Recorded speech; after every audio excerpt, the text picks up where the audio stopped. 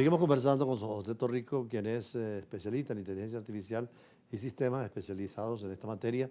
Le decía a José que estuvimos en la Universidad Metropolitana, su universidad, formando parte de un jurado de una licenciada, Mariana Pietri, quien presentó una tesis sobre inteligencia artificial, pero en el campo jurídico, porque el nuevo derecho humanitario tiene que reformularse, dado que las guerras se pensaban con armas convencionales y hoy hay armas de destrucción masiva.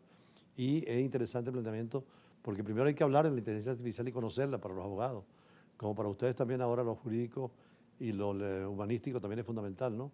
¿Cómo combinar las dos saberes? Bueno, es muy importante combinarlos entendiendo de cuál es la aplicabilidad que le vamos a dar a la inteligencia artificial.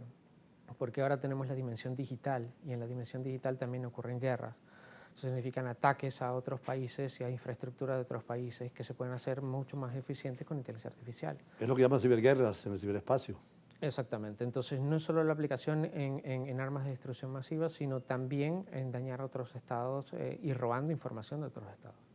De hecho, algunos de los ataques iniciales en Irán habían sido digitales, ¿no? Sobre las centrales nucleares, no físicamente con armas, sino con los sistemas informáticos. Exactamente, se intentó desestabilizar las centrifugadoras que hacían posible el enriquecimiento del uranio en Irán. Ya que hablas de enriquecimiento de uranio, tú que eres ingeniero, es interesante saber que en nuestros países hay mucho uranio, ¿no? Sí. Tanto en Venezuela como en Bolivia como en Chile, y que es un uranio que en el futuro puede ser fundamental, sobre todo con el consumo de electricidad que la inteligencia artificial requiere, ¿no? Sí, sobre todo pensando en la energía nuclear como una alternativa para dejar de utilizar recursos fósiles como fuente primaria de energía. ¿Cómo evitar ese enriquecimiento más por 30%, 40%, que ya puede ser peligroso para la fisión nuclear? Bueno, ahí yo creo que tienen que haber los tratados que ya existen, que se pongan verdaderamente en vigor y velar porque se usen para fines humanitarios como el abastecimiento eléctrico.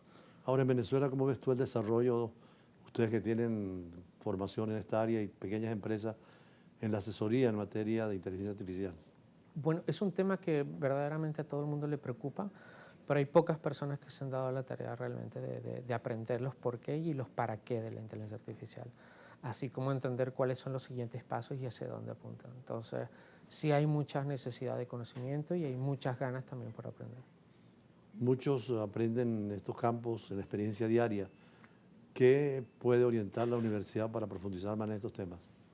Bueno, lo primero que habría que hacer es entrar a los seminarios, que muchos de ellos son gratuitos, donde se exponen todo este tipo de cosas. Tenemos eventos como los de Google, tenemos eventos como los de Facebook, Meta, tenemos eventos como los de OpenAI, que la mayoría de ellos son gratuitos y se pueden ver en línea. Entonces es el primer canal para entender hacia dónde va la inteligencia artificial. Venezuela en relación con América Latina, ¿cómo está el desarrollo?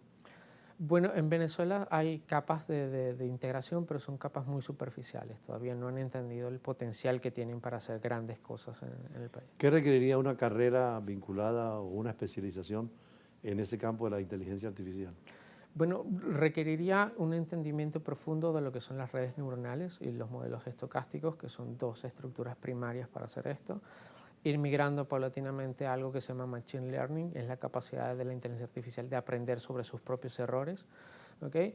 Y por último, bueno, cómo utilizar las que tenemos actualmente de manera eficiente y cómo nosotros como Estado comenzar a desarrollar la propia, ¿no? Optimización, me decías tú, que era uno de los principios de la inteligencia artificial. La cibernética está en esta línea, ¿no? Toda. Sí, lo que nosotros tratamos de hacer, y yo siempre le digo a las personas que trata Internet en general, de dar mejores, más eficientes formas de comunicación. Y la inteligencia artificial realmente ayuda a eso. Por ejemplo, consideraciones sobre el trabajo no podría llevar a desempleo, quitando del mercado a tanta gente en actividades repetitivas que la inteligencia artificial suple fácilmente. De hecho, vamos a tener una ola migratoria hacia nuevas fuerzas laborales y, por supuesto, un cambio importante, yo creo que desde la revolución industrial. Eso exigiría entonces un replanteamiento del sistema educativo general. No solo del sistema educativo, sino de nosotros como personas, porque más allá de la inteligencia artificial, que pronto nos va a permitir obtener lo que queramos cuando queramos, es por qué razón nos levantaríamos de la cama. Vamos a tener una crisis de existencialismo importante, es decir, ¿por qué estamos acá? ¿Para qué estamos acá? Cuando tú preguntas el por qué y el para qué, se puede hablar entonces de la filosofía de la inteligencia artificial. Tiene que ver mucho con una filosofía y de entender el mundo desde ese lugar. tal vez el mito de Platón, ¿te recuerdas de la caverna?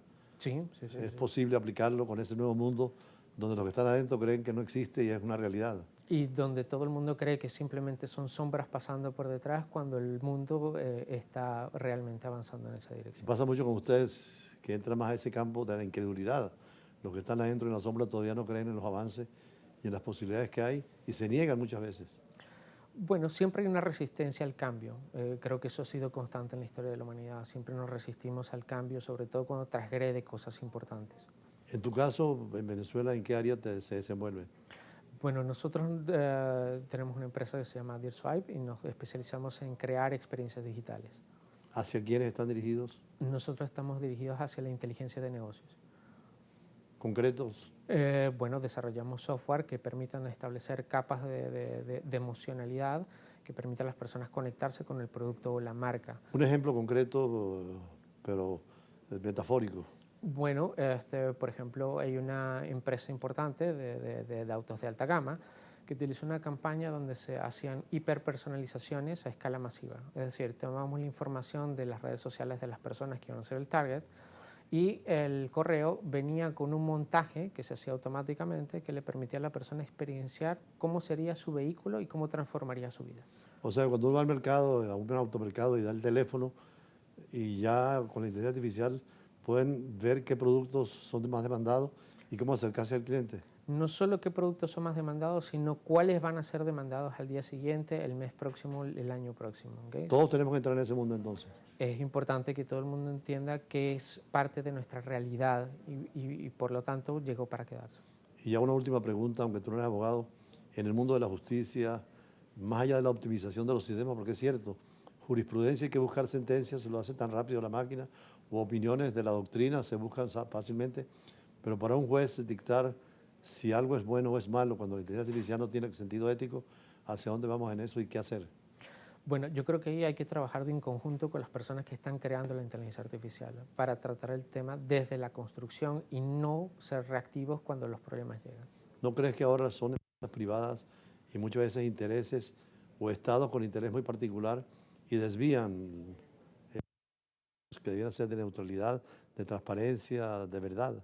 Siempre hay empresas y de hecho, como le digo, recordemos Cambridge Analytica cuando Meta dijo que utilizaba la información de nosotros de manera correcta cuando no fue así, la vendía y la utilizaban para optimizar sus ganancias.